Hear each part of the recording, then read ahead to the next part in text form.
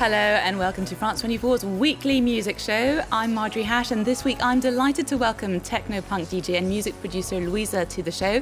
Now, after close to a decade playing at venues and festival, she's finally released a very long-awaited first album entitled The Practice of Freedom. It touches on topics such as sex, death, dependency, God and desire. Well, let's see how we're going to be able to fit all this into the show. Louisahhh, thank you so much for joining us here today on Encore. Now, you're originally from New York and you moved to Paris in 2013. Can you tell us a little bit about yourself and what brought you here? I was actually arrived in Paris as a kind of gift of Louis Prudensky and his label Bromance. And basically, I was having a really hard time in the U.S. just because I remember on New Year's Eve of, I believe, 2012 to 2013, I was kicked off for not playing commercially enough in South Beach. And they got in a fight with the promoter and cried. And then like 10 days later, Manu Baron of Savoir Faire and Bromance Records said, we have a setup for you. There's publishing, a record label, booking agents, management, but you have to move to France. And I was like, okay. Not speaking any French at the time and still kind of terrible at it. Oh, Désolé. It'll get better. Your sound as well is very European from an American DJ, if you don't mind me saying. How much of the French scene influenced you? That's an interesting question because I feel like this album especially is kind of a return to my American alternative rock roots.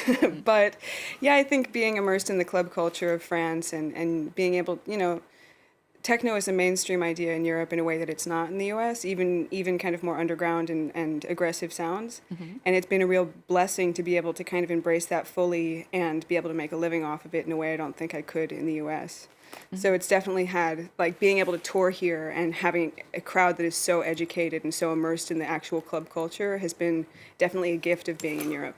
Mm-hmm. That's really fun. And you've said that your music, it was techno for punks and punk for ravers. How about we check out one of your tracks right now?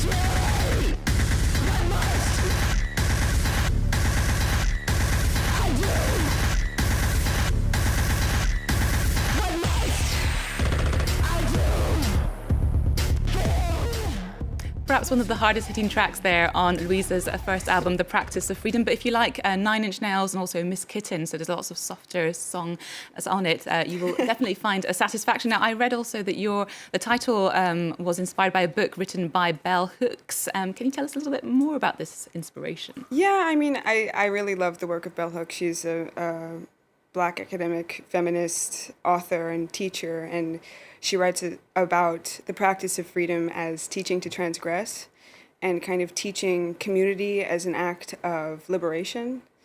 And her ideas of, sorry, losing my words, her ideas of sharing knowledge and power as kind of an act of love were really transformative and powerful for me. I really love her work. Mm-hmm. And here it is.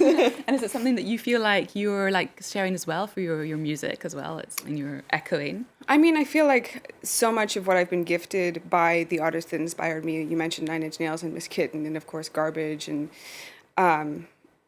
that they really taught me how to be in the world and how to have feelings and name my feelings and survive myself, especially in my angsty teenage years. Mm. So if I can do that for somebody else and if I can kind of make room for the producers coming up behind me and inspire or educate, like, it's the dream. Mm. Well, I definitely get a sort of revolutionary feel to it sonically and lyrically. I feel like there's like this tapping revolution, industrial revolution coming from the ground upwards. What kind of sounds were you inspired by when you were making this record? Well, I worked with producer Vice Cooler, who's also produced for Peaches and been part of Chicks on Speed and The Raincoats, and he's just like, we come from very, very different musical backgrounds, and that he's much more DIY and kind of punk and pop, but not pop punk, like art noise. And so we arrived at the place that we kind of overlapped within 90s alternative kind of industrial rock punk. And I was able to kind of bring my European techno sound and find a palette that really worked for both of us, and feel like I could kind of explore my Americanness from Europe in a way that I wouldn't have been able to name or even see if I was still based in America. So it was very cool to kind of combine the past and the present of my musical history and create what we did. Well, that's pretty exciting. It's a pity that the clubs are closed at the minute. I can't imagine how frustrating it is for you as a DJ. So until clubs open properly again, we're just going to have to wait and enjoy headbanging to your first record, which I highly recommend. We're going to move on to music news now. And former child star and international pop star Demi Lovato is back this week with a new album entitled Dancing with the Devil, The Art of Starting Over. And it comes after a 2-year hiatus following an overdose. Now, the American singer has been increasingly open about her troubles and substance abuse, and has also released and revealed a reveal and tell all documentary of the same name. Let's check out one of the songs though. I used to call my mom every Sunday, so she knew her love wasn't far away. But now I'm all fucked up out in LA, 'cause I care more about what other people say.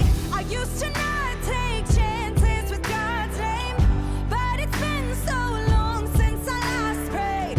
And now I'm all fucked up and my heart's changed, 'cause I care more about what other people say. Yeah. Demi Lovato there, and an album that features collaborations with the likes of Noah Cyrus, Saweetie, Ariana Grande and Sam Fisher. Now, Louisa, these days there's a lot of confessional or reveal-all documentaries from Britney Spears coming out to Demi Lovato's, and they are all very, open about abuse from people around in their inner circles, and also their own substance abuse. You yourself have been super open about your own troubles with drug taking, and you've been sober for quite a while now. Do you think it would have been helpful growing up to have had those artists that were so open, or? I mean, I think that a lot of my, prior to getting into recovery, I remember reading Anthony Kiedis' Scar Tissue, for example, and just, it was very helpful to know that if and when I needed help, that there was a way out.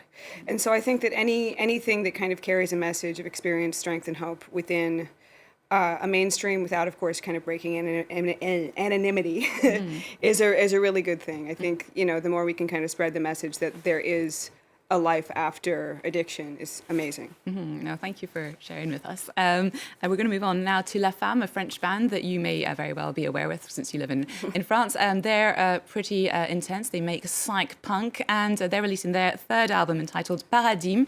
It's their first record in 5 years and will feature 15 cool electro-tinted rock tracks. Now, some are dreamy, others more aggressive. They've got rid of their female vocalist, but fear not, you can expect guest vocal appearances from various singers, including former bandmate and now super famous French chanteuse Clara Luciani. Let's take a look at one of their new songs. Tous les chats qui traînent sur les boulevards, je suis seule ce soir, encore déchirée dans cette noyade. La nuit est froide, en crevée. Apparemment j'ai mal, je crois que je suis blessée. Sur le bord de la route, on m'a laissé traîner. La nuit est sale et ma tête est en pleurs sur le pavé. Pendant la nuit, les paradigmes s'effacent, les masques tombent pour célébrer le néant et la folie. Dans cette nuit qu'on appelle la vie, j'ai envie de courir, de pleurer. The funny videos of La Femme there. Now, Louisa, thank you so much for taking the time to come on France 24's music show. We will keep you posted. Well, you will have to keep us posted about your next appearances when this pandemic is over. And now remember, you can follow all our music and culture news on the France 24 socials, as well as france24.com. The latest news is coming up in just a few minutes. That's just enough time for us to play out with Niels Fram. He's one of the founders of Piano Day, which was first launched 6 years ago on the 29th of March. And for this year's edition, he's releasing a new album. Let's enjoy one of the tracks. There's more news coming up next on France 24.